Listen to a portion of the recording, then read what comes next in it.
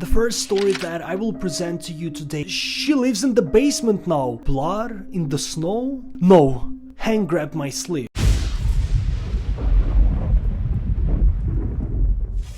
Welcome to the 5th episode of the series about scary Reddit stories. In these videos, I'm going to present to you the scary stories from Reddit that I find scary and intriguing. Without further ado, let's get started. The first story that I will present to you today is called "My son told me what my husband does when I'm not home." "Hank, can you run down the basement and fetch me some more flour?" I asked my son, who had just come downstairs for breakfast. He plopped down onto one of the kitchen chairs and shook his little head. "No, I can't." I craned my neck to look at him from the pancake mix bubbling on the stove. He seemed fidgety and pale, not at all like his usual self. "Why not?" He stared at me, his eyes wide. "There are ghosts in the basement, Mom." "Oh, don't be silly," I chuckled. "Ghosts aren't real, sweetheart, or even if they are, they live in very old abandoned houses, much older than ours." Hank was silent, watching me as I poked at the batter in the pan. "That's not true, is it?" His voice was earnest and eerily calm, sending chills crawling up my spine. "Of course it's true," I assured him. "Think about it. What's a ghost?" Hank thought for a moment. "Someone who's dead?" I nodded. "Exactly, and no one has died in our house. We bought it brand new last year, remember? So we can't have ghosts." "How do you know?" My heart skipped a beat and I turned to look at him again. For a 7-year-old, Hank was an incredibly deep thinker, a quality that had the capacity both to impress and to unnerve. "How do I know what? How do you know that no one has died in our house?" I tapped the spatula on the edge of the pan, trying to gather my scattered thoughts. "Well, wouldn't we know if anyone had?" "Hey, darling, could you run down and get that flour, please? These pancakes are breaking apart." There was a pause. "No, Mom." "Hank, your dad's downstairs. The lights will be on. Go on, there is no ghost, trust me." But Hank sat there, kicking his legs under the table, visibly uncomfortable. This had never been a problem in the past, and I couldn't think of any reason for it aside from some silly horror story his friends might have told him at school. "Look, how about I call Dad to come get you, huh?" I said, making my way towards the basement door. "No, Mom, don't." Hank jumped to his feet, dashing after me and gripping the hem of my apron. "Don't call Dad." "Why?" His eyes welled up with tears. "I don't like him." I stared at him, taken aback. "You don't like him? Why?" "He's a bad person." "What? How can you say such a thing?" He stuck out his bottom lip. "He's very angry." "He's not angry, sweetheart. What makes you say that?" "Well, yesterday after school, I went down to the basement to ask some help with the pasta, and he was yelling at the lady. And then he hit her." I froze. "What pasta? What lady?" He hid his face in my apron and shook his head. "I don't know." I put my hands on his shoulders and kneeling in front of him. "Hank, can you tell me what happened? My husband was a stay-at-home dad and normally spent his time tinkering in the garage. His only responsibilities were keeping the house tidy and taking care of Hank after school. I always worked late and usually came home long after my son went to bed. Dad always has a new lady in the basement when I come home from school. I'm not allowed to go down there, but I hear them. He says I have to get my own dinner, but last night I forgot to turn off the stove and some water got on my arm." He pulled up his right sleeve, revealing a large area of scorched skin on his forearm. I stared at it, and then at my son in bewilderment, my throat closing up. "And then I went downstairs to tell Dad, but he was busy with the lady. He got really angry when he saw me." I didn't know what to say. My heart was thumping fast in my chest, making me feel lightheaded. "What happened to the lady, Hank?" I whispered. He wet his lips. I don't... She lives in the basement now. They all do." My blood ran cold. "Stay here. I'm going to talk to your father." "No." Hank grabbed my sleeve. "You can't go, Mom." "I have to, baby. Don't worry. The ghosts won't get me. I just need to find out what's going on." "No, you can't go." He kept repeating, frantically tugging at my blues. "Dad said you're not supposed to know about last night." "What? "This is important, Hank. Your father is supposed to be taking care of you." Hank crumpled to the floor, burying his face in his little hands. "I'm afraid that if you tell him, he will make me return to my grave." The second story that I will present to you today is called "I was in a bus crash with 5 other passengers. After the crash there were 6. All it took was a patch of black ice to send our Blue Star bus careening into a tree. I'd been trying to sleep, but between the guy snoring behind me, the jostling bumps, and the driver's radio, it wasn't gonna happen. 12 inches of snow expected. Manhunt continues for Sterling inmate. Here is the traffic report. Crunch. My head smacked into the window. Then everything went black. When I opened my eyes, I was aware of only 2 things: the throbbing in my head and the cold. My entire body was freezing, like I'd fallen asleep outside. Where am I? Oh no. I pushed myself up. "Oh, you're awake, thank God." Harry rushed to my side, wrapping his arms around me. "Are you okay? How is your head?" "It hurts," I groaned. "Is everyone okay?" "Yeah, I mean, we're all scratched up and stuff, but no one is seriously hurt." I glanced around the bus. There was a teenage girl with blood running down her face, crying in her boyfriend's arm. An older lady who'd clearly had too many lip fillers, staring out the window with a glassy look, a white dude scrolling on his phone as if nothing happened, and a muscular bearded guy with a Jason Momoa vibe near the front. "Did somebody call?" "Yeah, but it's going to be hours," he said with a sigh. "The storm's gotten worse. They have to come up the mountain in a snowcat." "What time is it?" "A little before 3. I pulled my coat on, zipping it up to my neck until it wouldn't go anymore. It is so cold. I had no idea how I was going to be able to stay here like this. Head throbbing, body shivering, for hours. I looked out the windshield. The front of the bus was crumpled beyond recognition. It was a miracle the driver lived. And beyond the bus, the sky was deep gray, heavy with snow as snowflakes steadily fell against the dark trees. "Oh, everyone, we have a problem," the driver called from the front. "No, we have a problem," the bearded guy snapped. "We are stranded here, with no food or water, in the middle of a blizzard, all because you weren't paying attention." "Hey, shut up, we all make mistakes, no one got hurt," Harry said next to me. "Speak for yourself," the lip filler woman replied, rubbing her temple. "I think I have a concussion. We're going to die out here," the teenage girl wailed. "Quiet," the driver screamed. And there was something in his voice, a note of panic, that sat us all absolutely silent. "Now you listen to me very carefully," he said in a low voice, barely above a whisper. "I drive this route all the time, and I know the woods around here are dangerous. It's just woods for miles and miles, and people see that as an opportunity. Hikers go missing. There is cult activity. I have seen it with my own 2 eyes. People throwing branches across the road to make you stop, but they are hiding in the bushes to ambush you." He paused, swallowed, and rubbed his hands together. "And I think we have, found ourselves in one of those types of situations." What are you talking about?" I stuttered. The driver got out of his seat and walked towards the bus door, shards of windshield snapping under his feet. "Look." Slowly, one by one, the 7 of us got out of our seats. The doors were open, ice-cold wind whipping inside.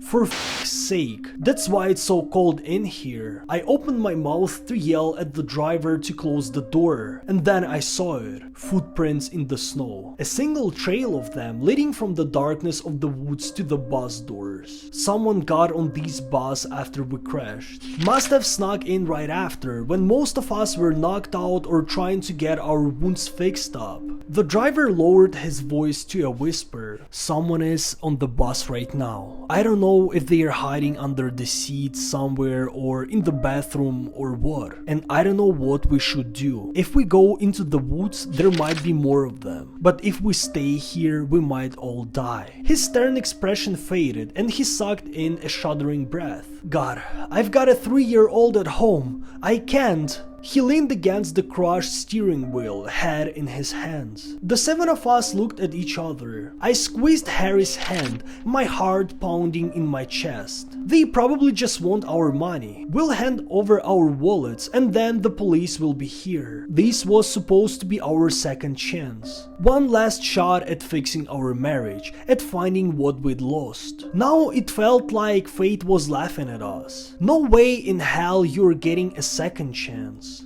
Lock the doors. It's 8 against 1. The angry bearded guy said, breaking the silence. We can take him? What if he's got a gun, smart ass? The lip filler woman shot back. Kind of sexist to assume it's a guy, the phone dude said. I don't wanna die, the teenage girl sobbed. Wait, he said. He looked up at us, his eyes wide in the darkness. Oh, no.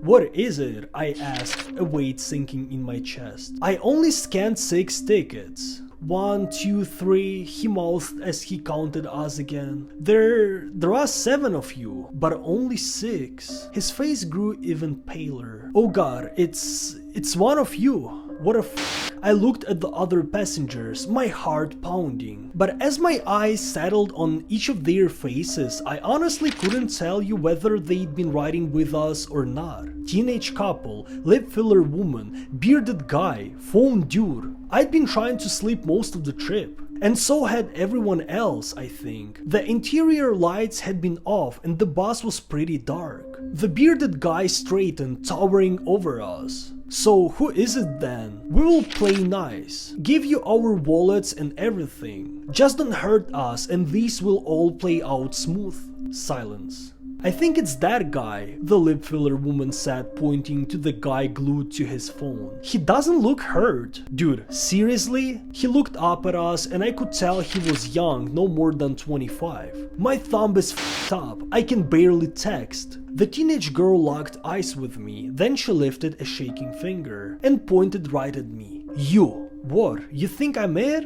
No, I mean, I remember you. Her young, pretty features tightened into a scowl. You were really rude. You literally threw your bag on top of mine. I have designer boots in here, and they might be crushed because you don't care about other people. And you probably don't even care if I die out here and... Stop, Harry shouted. That's good that you remember her. That's a fact that we can use. Does anyone else remember anyone else? He was snoring behind me, the teenage boyfriend said, pointing at the bearded guy. It was really annoying. Anyone else? Silence. Wait, hang on. We can look everyone up on Facebook, can't we? Verify their identity, I asked. I pulled out my phone and my heart dropped. Shit. No service. It's a miracle we got a call through the cops at all, the lip filler woman said. I looked at the 6 other passengers. Harry's my husband, so he's out. The teenage couple, they vouch for each other, don't they? Assuming the person isn't some memory-altering demon out of horror movie.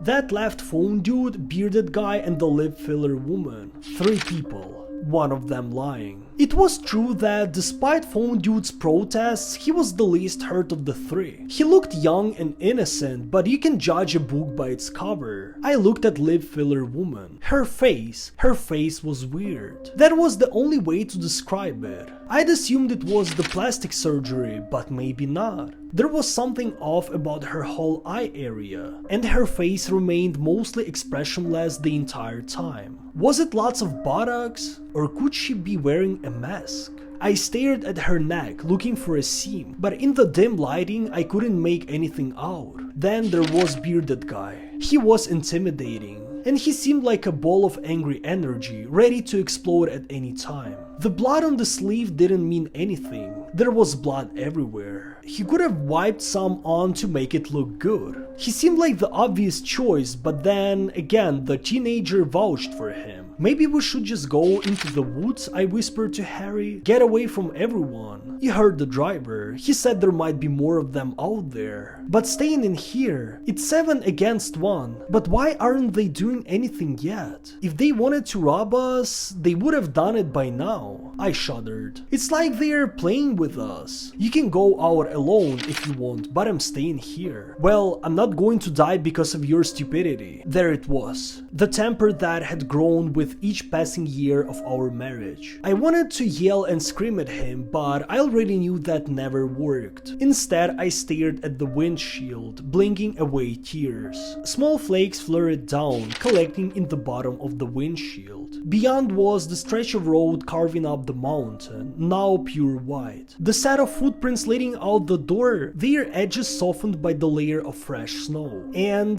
something else. A lump. Just off the side of the road at the border of the woods. Something about it caught my eye, even though in the darkness and the snow I couldn't make out any detail. It was like it didn't belong, like it clashed with the natural landscape. And was that a trail of footprints leading up to it? I narrowed my eyes, trying to parse what I was seeing. Had someone already left the bus? Was one of the passengers in on this whole thing? And was that blood in the snow? Guys, look, I pointed out the windshield. My head throbbed as my heart began to pound and I felt lightheaded. Out there is a trail of blood. And something. The voices died down behind me. Oh my god, the teenage girl whispered. What is that? Is that a blood? Black spots danced in my eyes. I grabbed the driver's seat to keep my balance. It was wet?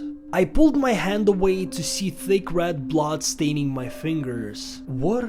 I looked down. The driver's seat was drenched in blood, but the driver, his clothes were dry. No. It's the driver, I screamed, backing away. It's him! At first he didn't say anything. Then he slowly turned around and when I saw his face my blood ran cold. He was smiling. Chaos erupted. I lunged for the door, but as soon as I stepped down, something yanked my arm back. My entire body jointed, my head screaming in pain. I whipped around to see the man, his fingers gripping me tight. Not so fast, he growled, his grin growing wider. But then in a blur of color, Harry slugged him in the face. His grip loosened and I tumbled to the ground. Snow seared my skin, the ice cold burning my fingers, seeping through my pants. Quickly, others raced out. The teenage couple, the woman, one of the guys. The bearded guy joined Harry in trying to subdue the guy, trying to tackle him to the ground. Run, Harry shouted, locking eyes with me. Run! After a moment's hesitation, I ran. The others followed, and we all ran deeper into the forest, terrified. We kept the road in our sight, and after a few hours of wandering, we spotted the lights of the snowcat coming up in the mountain. As we ran though, I couldn't stop thinking about what I'd heard on the radio, while I'd been trying to sleep. Manhunt continues for Stirling inmate. Was that him? By the time the police arrived, all 3 men were gone. They haven't been found. I'd like to think they're alive somewhere, that in a few days Harry will come back home. But I know deep down that's not the case. The police didn't find the body of our real driver though, in the end of the bloody footprints in the snow.